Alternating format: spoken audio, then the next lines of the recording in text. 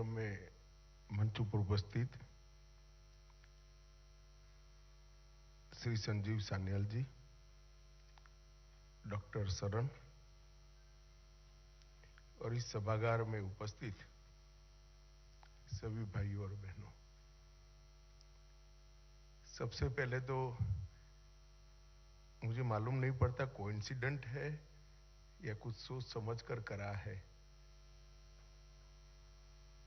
इस पुस्तक का विमोचन इस सभागार के अंदर रखा है, सोच समझ कर रखा है या कोइंसिडेंट है।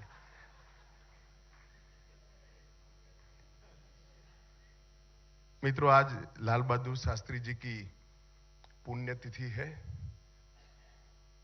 सबसे पहले मैं महान देशभक्त हमारे प्रधानमंत्री लाल बहादुर शास्त्री जी, जिन्होंने देश को सही रास्ते पर चढ़ाने के लिए देश की कई सारी देश बनने की प्रक्रिया को कुछ बोले बगैर भटके हुए रास्ते से सही रास्ते चढ़ाने के लिए बहुत बड़ा योगदान दिया। मैं इनको श्रद्धांजलि देकर इनके चरणों में नमन कर मेरी बात की शुरुआत करना चाहता हूं।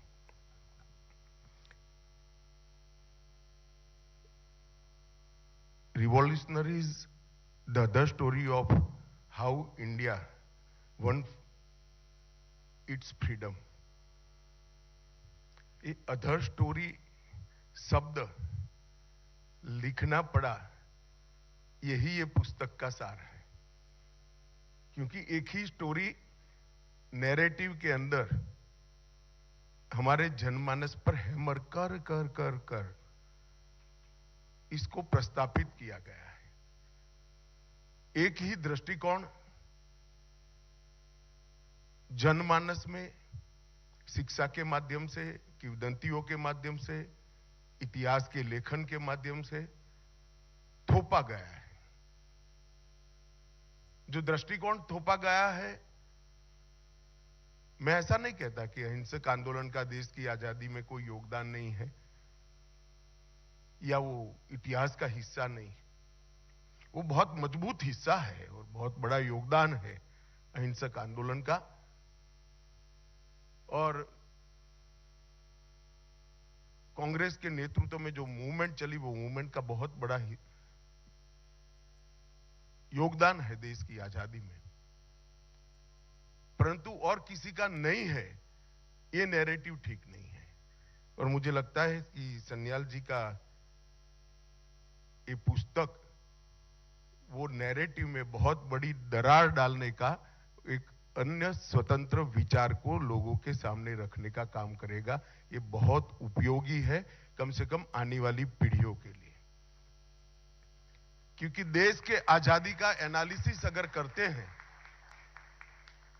तो ढेर सारे लोगों ने, ढेर सारे विचारों ने, ढेर सारे संगठनों ने और ढेर सारे मार्गों ने भी एक ही गंतव्य स्थान के पर जाने के लिए, एक ही लक्ष्य पर जाने के लिए प्रयास किया था, और वो सबका सामूहिक फल है हमारे देश को आजादी मिलना। इतिहास को बारीकी से पढ़ना और इतिहास का जो संदेश है वो आने वाली पीढ़ियों में सटीक तरीके से देना, ये हर पीढ़ी का दायित्व होता है।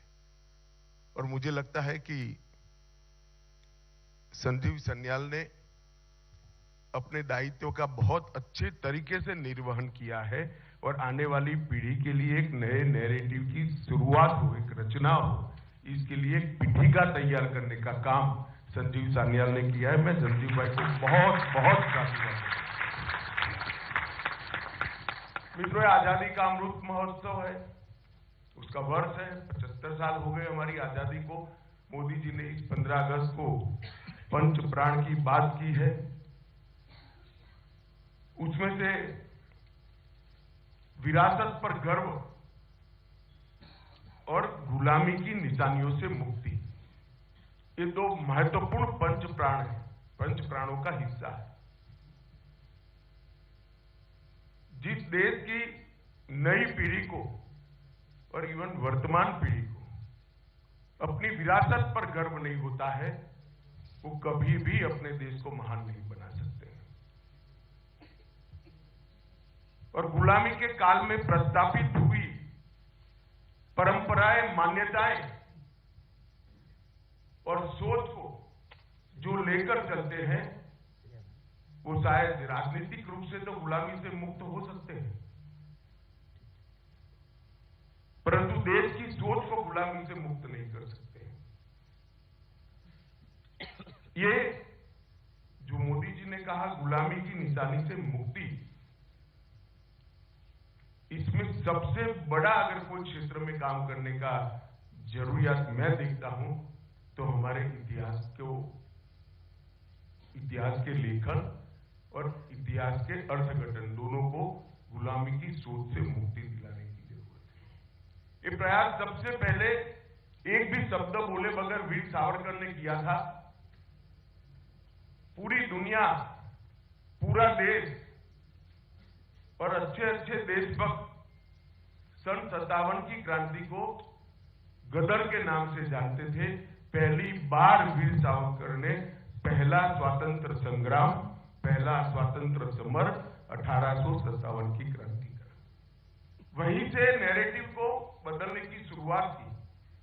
और आज संजीव सान्याल जी इस कड़ी को आगे बढ़ा रहे हैं, इसका मुझे बहुत बहुत आनंद भी है और एक प्रकार से संतोष भी है कि जो काम बहुत समय पहले शुरू होना चाहिए था, इतने समय के बाद भी अगर शुरू हुआ है तो ये स्वागत योग्य है।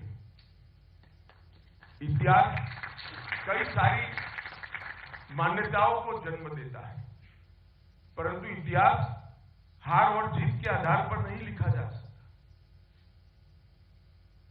प्रयासों के भी कई डायमेंशन होते हैं कि कोई विचार, कोई आंदोलन खड़ा हुआ हो सकता है, वो अपने गंतव्य स्थान पर न पहुंच पाया हो, सफल न हुआ हो। इसका अर्थ यह नहीं है कि जब कभी भी वो उद्देश्य प्राप्त होगा तब इसका कोई योगदान नहीं है। इतिहास को अगर हार या जीत के दृष्टि से ही लिखते हैं तो इतिहास को ठीक से नहीं लिखते। इतिहास को वास्तविकता के आधार पर लिखना चाहिए, प्रयासों के मूल्यांकन के आधार पर लिखना चाहिए और प्रयासों के सभी परिमाण, इसके सभी डायमेंशन का एनालिसिस कर इसका विश्लेषण कर लिखना चाहिए। तभी इतिहास अपने आप में परिपूर्ण होता है। और सशस्त्र क्रांति के इतिहास का भी ऐसा ही है। कई इतिहासकार ये प्रयास को विलुप्त करने में लगे, कई लोगों ने उसको कम महत्व दिया, कई लोगों को लगा कि भाई इनका क्या योगदान था आजादी के प्राप्त होने में। उन लोगों को मालूम नहीं है कि जब भगत सिंह जी को फांसी दी गई उस दिन लाहौर से लेकर कन्याकुमारी तक किसी के घर में चूल्हा नहीं जला था। हर बच्चे के मन में एक आग धधकती थी। हर व्यक्ति के मन में कभी न जिसका समन हो सके ऐसी देशभक्ति की ज्वाला जगाने का काम भगत सिंह की शहादत ने दिया था। अगर आप भगत सिंह शहीद हो गए और देश आजाद नहीं हुआ इसके आधार पर ही इतिहास लिखते हैं तो ये मूल्यांकन ठीक नहीं है। मैं सिर्फ भगत सिंह जी के लिए नहीं कह रहा हूं, समग्र सशस्त्र क्रांति के योगदान को इसका मूल्यांकन करना है तो वो आइसोलेटेड नहीं किया जा सकता। मेरे जैसे कई लोग मानते हैं कि सशस्त्र क्रांति ने जगाई हुई देशभक्ति के ज्वाला के आधार पर ही कांग्रेस का आंदोलन सफल हुआ था। मैं मानता हूं और मैं इसको सिद्ध भी कर सकता हूं, आज नहीं करना चाहता परंतु मैं सिद्ध भी कर सकता हूं कि अगर सशस्त्र क्रांति की समांतर धारा न चली होती तो शायद कई दशक और लग जाते। समग्र देश के अंदर बंकिम चंद्र चट्टोपाध्याय ने सिर्फ वंदे मातरम लिखकर चेतना को जागरूक किया था, क्या इसका कोई योगदान नहीं है? समग्र देश के अंदर गदर पार्टी के पूरे प्रयासों ने अनेक जगह पे एक जबरदस्त चेतना की जागृति की, निर्माण भी किया था। चेतना, सुसुप्त चेतना को जागृत भी किया और चेतना का निर्माण भी किया। क्या इसका कोई योगदान नहीं है? इतिहास के अंदर उसको इस प्रयासों का जो उचित सम्मान मिलना चाहिए था, दुर्भाग्य से नहीं मिला है। क्योंकि मैं राजनीतिक क्षेत्र में हूं, इससे ज्यादा इसकी मीमांसा करना नहीं चाहूंगा, क्योंकि वरना अकारण ही ये राजनीतिक विषय बनेगा। परंतु आजादी के बाद जिनकी जिम्मेदारी थी हमारे इतिहास को हमारे दृष्टिकोण से लिखने की, आजादी के बाद जिनकी जिम्मेदारी थी कि हमारे स्वतंत्रता आंदोलन को भारतीय दृष्टिकोण से मूल्यांकन करके युवा बच्चों के सामने रखने की, मुझे लगता है इसमें कहीं न कहीं चूक हुई है। अंग्रेज तो चले गए थे, मगर जो अंग्रेजियत छोड़कर गए थे उसी चश्मे से पढ़कर इतिहास को लिखा गया, और इसके कारण ये पूरा कंफ्यूजन आज हमारे सामने है। ये धुंध को साफ करने का काम संजीव सान्याल के ये प्रयास से होने वाला है, इसका मुझे पूरा विश्वास है। मित्रों, मैं इस बात को पहले समाप्त कर देता हूं, बाद में पुस्तक पर आता हूं। कई सारे लोग जब इतिहास के बारे में बातचीत होती है तब कहते हैं कि इतिहास को तोड़ा गया, मरोड़ा गया। कभी वामपंथियों का नाम आता है, कभी अंग्रेजी मानसिकता वाले इतिहासकारों का नाम आता है, कहीं कांग्रेस को भी कोई लपेटे में लेता है। परंतु मैं अलग दृष्टिकोण से देखता हूं। अब हमें कौन रोकता है? मैं आज इस मंच से इतिहास के विद्यार्थियों का और इतिहास को पढ़ाने वाले प्राध्यापकों का आह्वान करना चाहता हूं कि हमारे देश के गौरव को व्याख्यायित करे इस प्रकार से, कोई तोड़ मरोड़ करे बगैर वास्तवदर्शी गौरवमयी इतिहास की रचना अब हो सकती है या नहीं हो सकती। मेहनत कर रिसर्च कर हम क्या ऐसे 300 व्यक्तित्व ढूंढ सकते हैं जिन्होंने भारत को महान बनाया? एक गलत अवधारणा इतिहास से सर्जित हुई, जो इतिहास हम लोग पढ़े हैं कि पहला साम्राज्य मुगल साम्राज्य बनने के बाद ही हुआ। ऐसा नहीं है। इस देश में कम से कम 30 ऐसे साम्राज्य हैं जिन्होंने 200 साल से ज्यादा राज किया और बहुत अच्छे तरीके से राज किया। वो मुंह जबानी बताया जा सकता है। क्या हमारे इतिहास के विद्यार्थी और प्राध्यापक इस पर रिसर्च कर लिख सकते हैं क्या? सन 57 के पहले और सन 57 के बाद कभी भी इस देश के किसी भी कोने ने अंग्रेजों को स्वीकारा नहीं है। एक एक इंच जमीन के लिए उनको संघर्ष करना पड़ा है, लड़ना पड़ा है। ये क्या संघर्ष नहीं है आजादी बरकरार रखने का, आजादी को बचाकर रखने का? इसको क्या इतिहास में स्थान नहीं मिलना चाहिए? ढेर सारे ऐसे लोग थे जिन्होंने सन 57 की क्रांति के लिए कुछ न प्राप्त होने की स्थिति में भी ये लड़ाई लड़ी, और मैं मानता हूं कि सन 57 की लड़ाई ने ही इस देश की जनता के मन में स्वराज के संस्कार शिवाजी महाराज के बाद पहली बार डालने का अगर कोई प्रयास ने काम किया तो 1857 की क्रांति ने किया, और वहीं से हमारी आजादी की लड़ाई की भूमिका वहीं से शुरू। इसकी नींव वहीं से डली गई। चाहे सशस्त्र क्रांति का इतिहास देखो या कांग्रेस का अहिंसक आंदोलन देखो, इसकी नींव ढूंढने जाएंगे तो 1857 की क्रांति के अंदर से ही निकलेगा। ये सब चीजों को समाहित करने की जिम्मेदारी, सच्चे ऐतिहासिक तथ्यों को देश की नई पीढ़ी के सामने रखने की जिम्मेदारी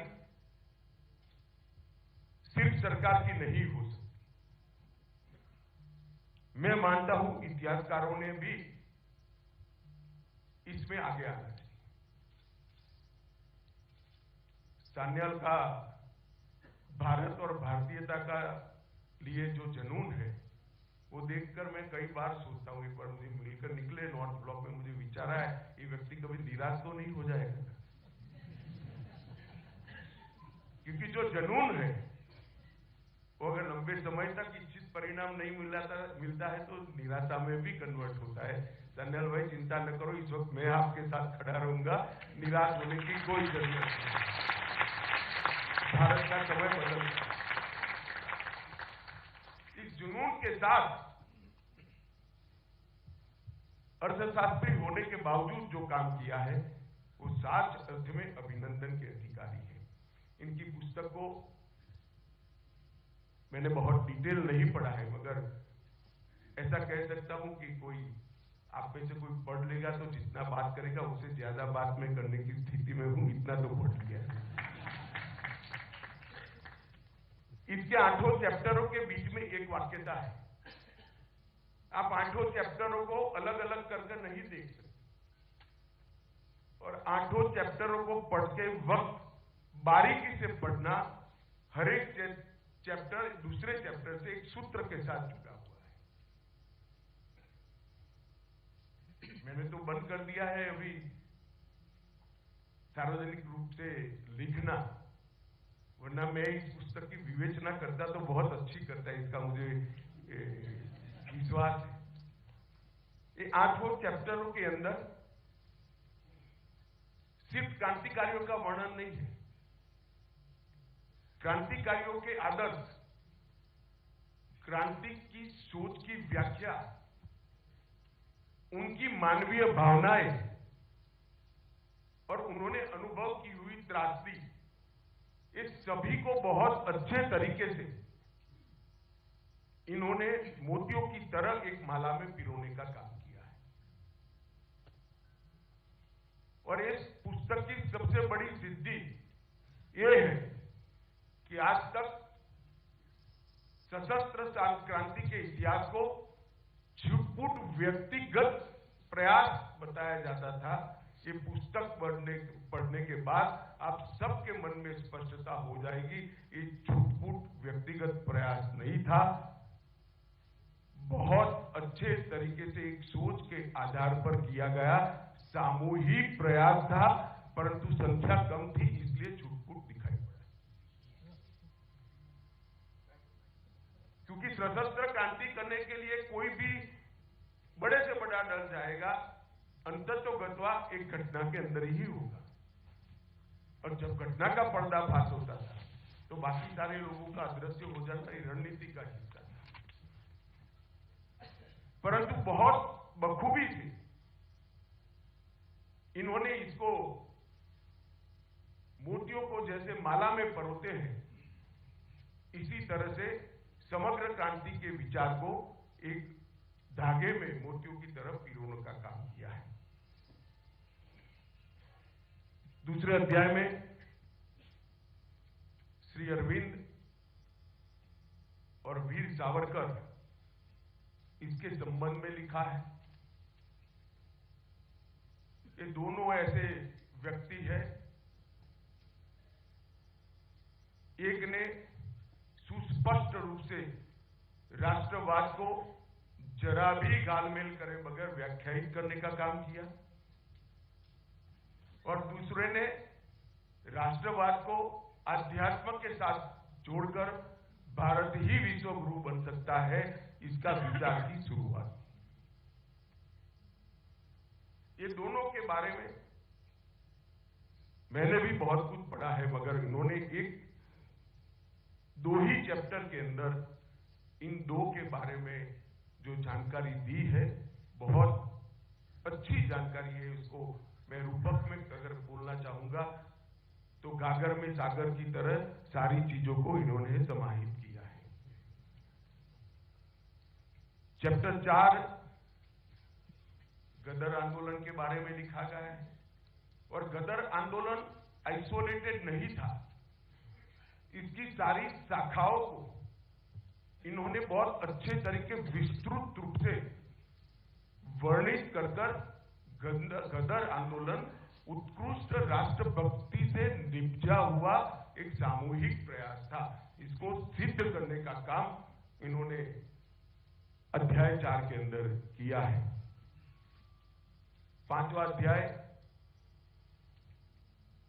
काला पानी पर लिखा है, जो भारत के आजादी के इतिहास का तीर्थ स्थान है। अंडमान की सेल्युलर जेल और वहां की दी गई मानवीय यातनाएं देखकर मैं कई बार सोचता हूं कि पश्चिम के देश कैसे ह्यूमन राइट की बात कर सकते हैं और किनको सिखा रहे हो।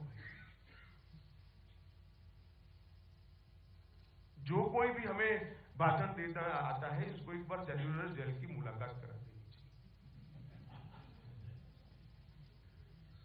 अनेक प्रकार के देश के अनेक हिस्सों से पकड़े गए स्वतंत्र सेनानी क्रांतिवीरों को एक ही जगह पे रखा गया, और अगर सेल्युलर जेल के अंदर जो क्रांतिवीरों की सूची है उसको भी आप देखोगे तो मालूम पड़ जाएगा आइसोलेटेड प्रयास नहीं था।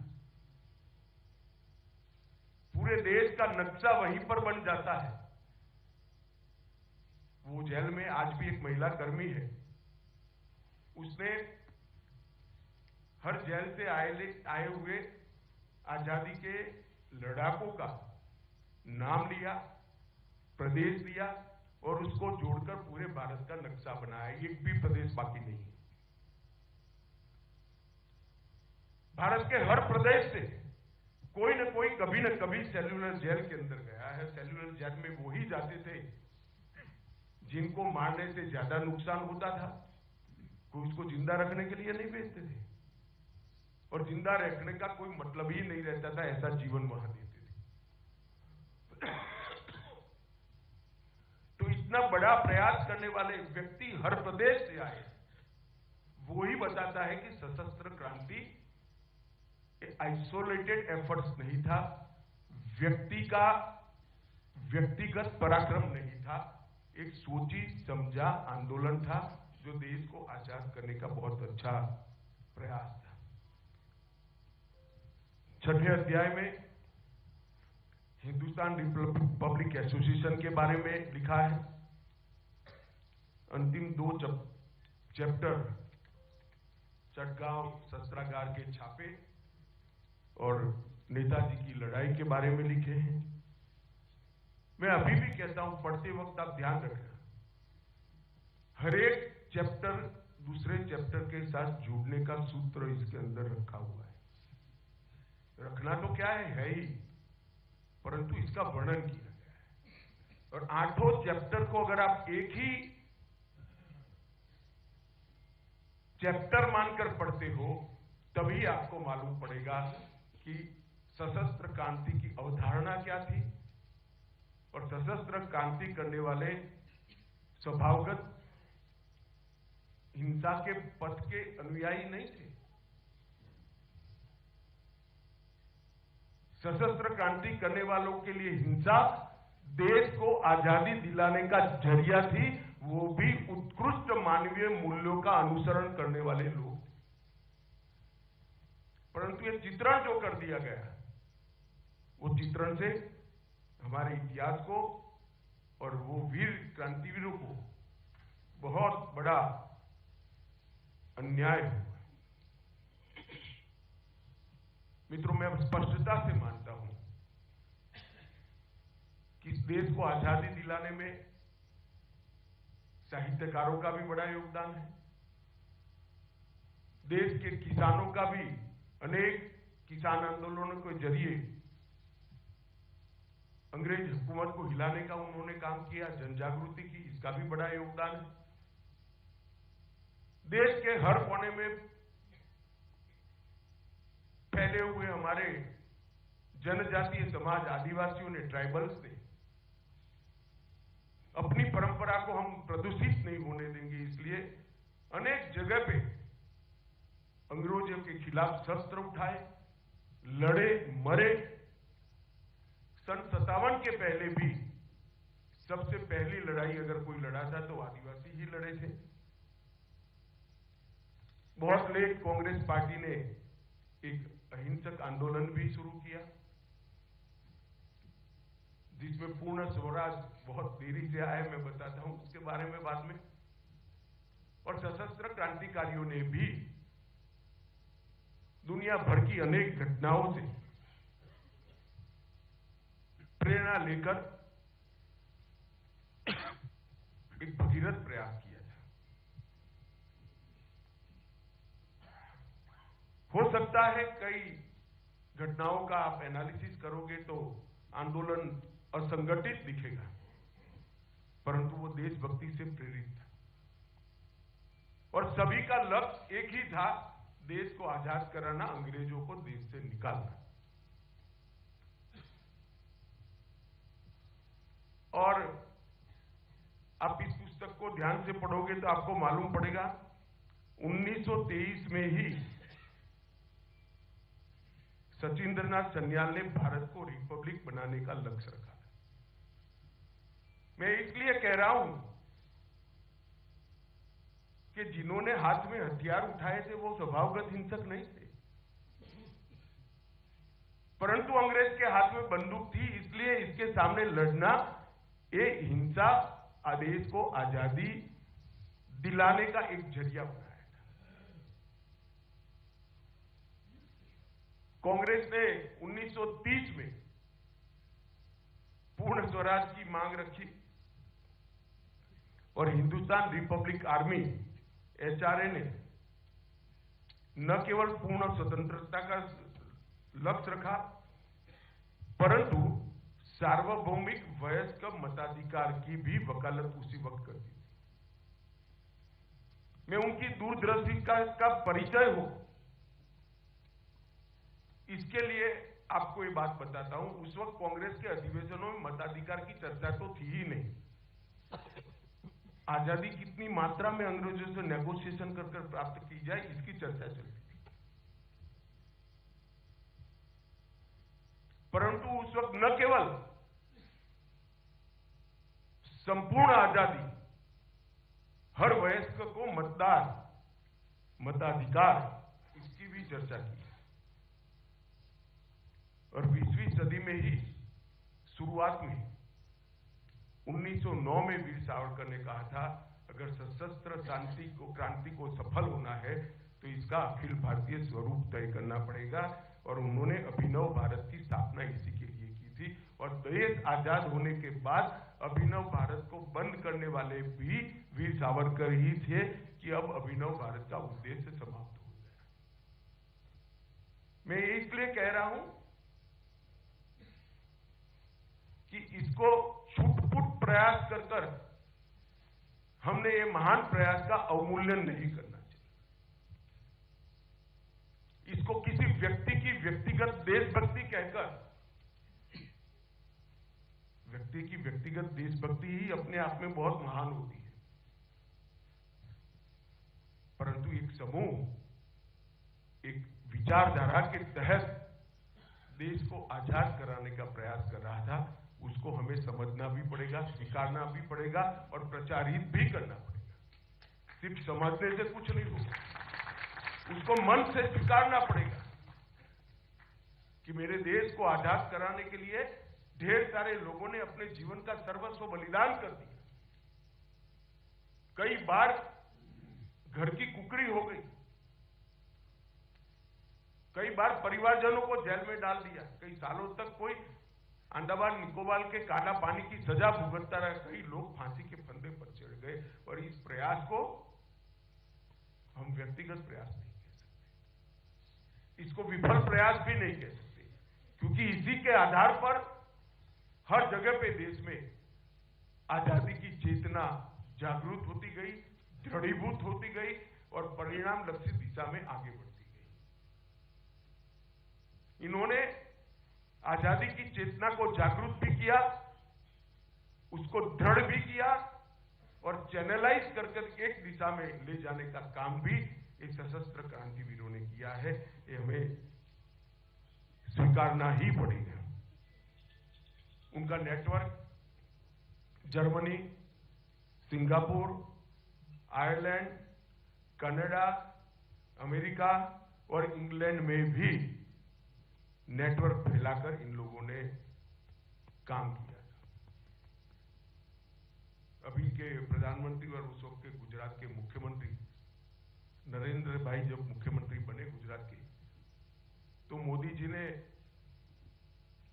श्यामजी कृष्ण वर्मा की अस्थियां इतने सालों के बाद वहां से वापस लाने का काम किया, क्योंकि श्यामजी अपने बिल में कहकर गए थे कि मेरी अस्थियों को एक बैंक के लॉकर में रखना, जब मेरा आदेश आजाद हो तभी मेरी अस्थियों को मेरे देश में लिया जाए, मैं गुलाम देश में मेरी अस्थियों को भी नहीं जाने दूंगा।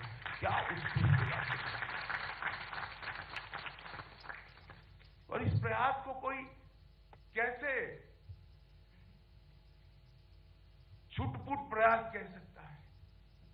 इस श्यामजी कृष्ण वर्मा तैतरीय उपनिषद का सबसे देश में उस वक्त उस जमाने में सबसे विद्वान व्यक्ति थे, संस्कृत के स्कॉलर थे। तैतरीय उपनिषद पर उन्होंने लिखे हुए टीकाओं को मैंने पढ़ा है, इनकी विवेचनाओं को पढ़ा है। इतना विद्वान व्यक्ति सब कुछ छोड़कर, देश छोड़कर वहां क्रांतिवीरों का प्रेरणा स्रोत बना। एक के बाद एक देश बदलते गए। सरदार सिंह राणा हो, मैडम कामा हो, श्यामजी कृष्ण वर्मा हो, सबने आजादी के स्वप्न को शेप देने का काम किया, इसको फैलाने का काम किया। और सावरकर जैसे लोगों ने जमीन पर लड़ाई लड़ने का काम किया। ये प्रयास ना सोच के बगैर का था, ना असंगठित था, ना असफल था। ये प्रयास एक सोची समझी विचारधारा के आधार पर किया गया प्रयास था। ये प्रयास संगठित प्रयास था और इस प्रयास ने सफलता जो मिली, इसमें बहुत बड़ा योगदान दिया है, इसको कोई नकार नहीं सकता मित्रों। और ये बात आज सन्याल के पुस्तक से नई पीढ़ी के हाथ में जाएगी। मैं एक वाक्य बोलना चाहता हूं, मैं एडवांस में ही कह देता हूं, मीडिया है, वाक्य मेरा नहीं है, तो मुझसे न चिपकाया जाए।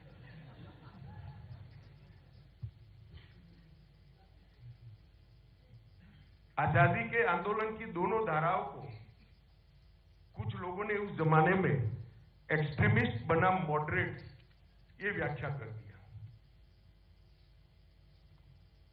और अरविंद घोष ने उनको नेशनलिस्ट बनाम लॉयलिस्ट कर दिया। अब ये मैं नहीं कह रहा हूं, श्री अरविंद घोष कह रहे थे। मैं नहीं मानता इस 130 करोड़ की आबादी में श्री अरविंद घोष की व्याख्या और उनके उद्देश्यों पर कोई भी सवाल उठा सकता है। मेरा बस इतना ही कहना है, मेरी कोई टिप्पणी नहीं।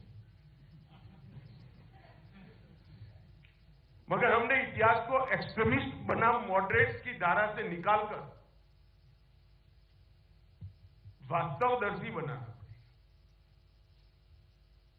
अहिंसक आंदोलन का भी योगदान है, इसको हम नकार नहीं सकते, परंतु इसका महिमा मंडन करने के लिए हजारों लोगों की तपस्या, जीवन के बलिदान और कुटुंब के कुटुंब फना हो गए, इसको कैसे नकार सकते हैं? और उसको नकार कर देश का इतिहास नहीं बन सकता है। हमने कभी न कभी सोचना ही पड़ेगा, हमने समझना पड़ेगा कि आजादी अनुदान में नहीं मिली है। लाखों लोगों ने बलिदान दिए हैं, रक्त बहाया है, पीढ़ियां तबाह हो गई है, तब आजादी मिली। इतिहास को इस तरह से व्याख्यायित करने का हमें प्रयास करना पड़ेगा। और आज मुझे बड़ा संतोष है, मराठों से लेकर लसीत बरफुकन से लेकर 1857 तक के सभी प्रयासों को आज समाज में सम्मान मिलने की अच्छी शुरुआत हुई है। इसको और गति से हमें आगे बढ़ाना चाहिए। नेताजी सुभाष चंद्र बोस के जीवन में आज भी मेरे जैसा व्यक्ति ओवरकोट पहनकर आया है, कड़कड़ाटी -45 डिग्री टेम्परेचर में कलकत्ते से निकलकर वाया अफगानिस्तान रसिया होकर कोई बर्लिन पहुंचता है। वो व्यक्ति की देशभक्ति को अब कैसे नकार सकते हो? मगर आज जब नेताजी का पुतला कर्तव्य पथ पर लगता है तो मन को बड़ी संतोष,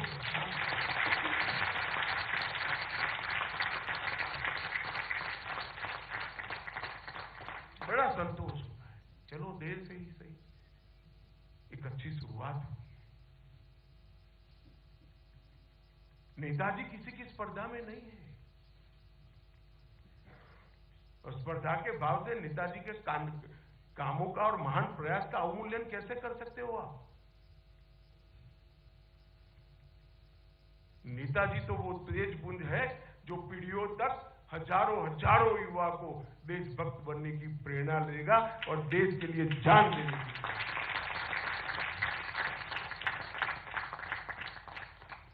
आईएनए का पूरा प्रयास मैं बहुत स्पष्ट रूप से मानता हूं, मैं भी इतिहास का विद्यार्थी हूं, स्पष्ट रूप से मानता हूं कि इसको जितना सम्मान और स्थान देश के इतिहास में मिलना चाहिए था वो नहीं मिला। जैसे भी मैंने पहले कहा, आज देश का युवा अपनी रुझान को बदला है। देश की मान्यताएं भी बदल रही है। इन क्रांतिकारियों का प्रेरणा स्रोत, प्रेरणा स्थान कहां से आता है? निश्चित रूप से ही शिवाजी महाराज, महाराणा प्रताप, लसित बरफुकन, गुरु गोविंद सिंह जी, वीर दुर्गादास राठौड़ वहीं से आता है। और आज देश का युवा इस दिशा में सोचता भी है, इसको स्वीकारता भी है। ये सारे क्रांतिकारियों ने मैजिनी और गेरिबाल्डी से तो, क्योंकि उस जमाने में से तो सीखा ही सीखा, प्रेरणा ली। इसमें कोई आपत्ति नहीं। देशभक्ति की प्रेरणा दुनिया के किसी भी कोने से मिलती है तो लेनी चाहिए और इसको सैल्यूट करना चाहिए। परंतु इसके साथ साथ हमारे यहां भी एक बहुत बड़ा इतिहास पड़ा है। देश के लिए सालों सालों तक के संघर्ष करने वाले लोगों का इतिहास पड़ा है। वो ही हमारे क्रांतिवीरों के प्रेरणा स्रोत थे। भगत सिंह को जिन्होंने ध्यान से जो कुछ भी लिखा है, उन्होंने जो कुछ भी उपलब्ध है पढ़ा होगा, तो सावरकर की सन 57 की स्वतंत्रता संग्राम की पूरा प्रस्तावना उनके स्टेटमेंट का हिस्सा है। ऐसे ही एक्सीडेंटली नहीं होता है कि वो उस वक्त वो प्रतिबंधित पुस्तक थी, मगर उस पुस्तक से प्रेरणा लेने का मतलब है प्रतिबंधित पुस्तक को ढूंढा गया, पढ़ा गया और उसको अपनी प्रेरणा का स्रोत बनाया। ये वो बहुत बड़ी बात है। और जब भगत सिंह जी को फांसी लगाई गई,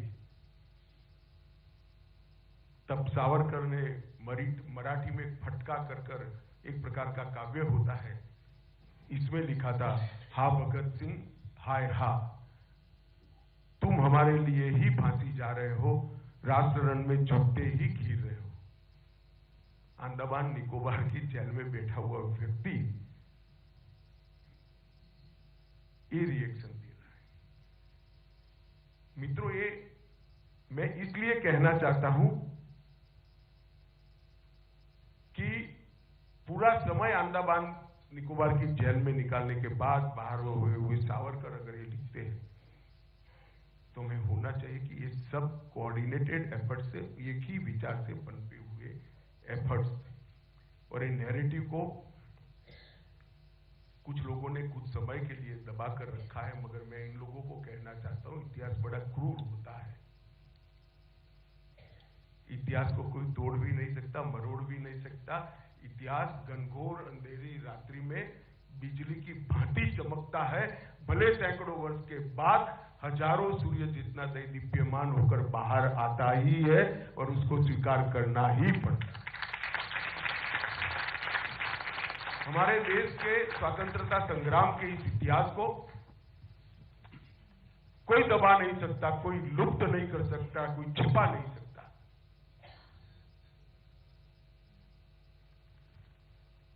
और समय समय पर इसको आगे बढ़ाने वाले लोग भी आए हैं और आगे भी आएंगे। इस पुस्तक के अंदर आप ध्यान से पढ़ेंगे तो आपको ये पुस्तक भी इसी दिशा में जाता हुआ लगेगा। हमारे क्रांतिकारियों के प्रेरणा का मुख्य केंद्र श्री अरविंद का भवानी मंदिर ही होता है, इंडिया हाउस होता है, गदर पार्टी का सोहन सिंह और लाला हरदयाल का मुख्यालय होता है और आईएनए के हर जवान के मन में हमारी क्रांति का प्रेरणा स्रोत होता है। मित्रों, अनेक लोगों ने अनेक प्रकार से देश को आजाद करने का काम किया। किसान नेता मदारी पासी, सहदेव, हरदोई और बहराइच, सीतापुर में एका आंदोलन जो चढ़ा, इसको गति दी। अल्लूरी सीतारामन राजू, अब तो बहुत एक फिल्म ने उनको प्रसिद्धि दी है। और धरती आबा भगवान बिरसा मुंडा, जिन्होंने को अंग्रेजों ने फांसी दी, उस व्यक्ति ने भी अंग्रेजों के खिलाफ लड़ने का काम किया है। इस पुस्तक ने बहुत सारे ऐसे व्यक्तित्वों को भी परिचय करा है। उल्लासकर दत्त, मेवा सिंह लोहोके, श्री वीवीएस अय्यर, जतीन्द्र नाथ मुखर्जी, ढेर सारे व्यक्तित्व का भी परिचय करा है। मेरा आप सभी से आग्रह है कि पुस्तक को जरूर मन से पढ़ना और फुर्सत में पढ़ना और इसको प्रचारित भी करना, क्योंकि एक विचार है, लिखा है हमारे सान्याल साहब ने, परंतु ये विचार, ये सनातन विचार है। हमारे यहाँ व्यक्ति, राष्ट्र और संस्कृति कभी अलग नहीं रहे, तीनों एक ही है। ये हमारा मूल विचार है। इस मूल विचार के आधार पर ही सशस्त्र क्रांति का नींव बना था और उसके आधार पर ही इसका परिचय कराने की पुस्तक लिखा गया है।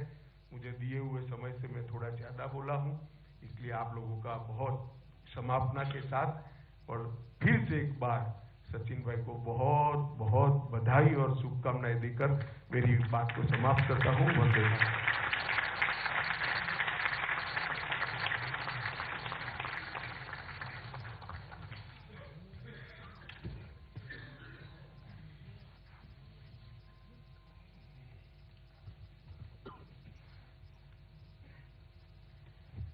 On behalf of HarperCollins India and all of us gathered here today, I'd like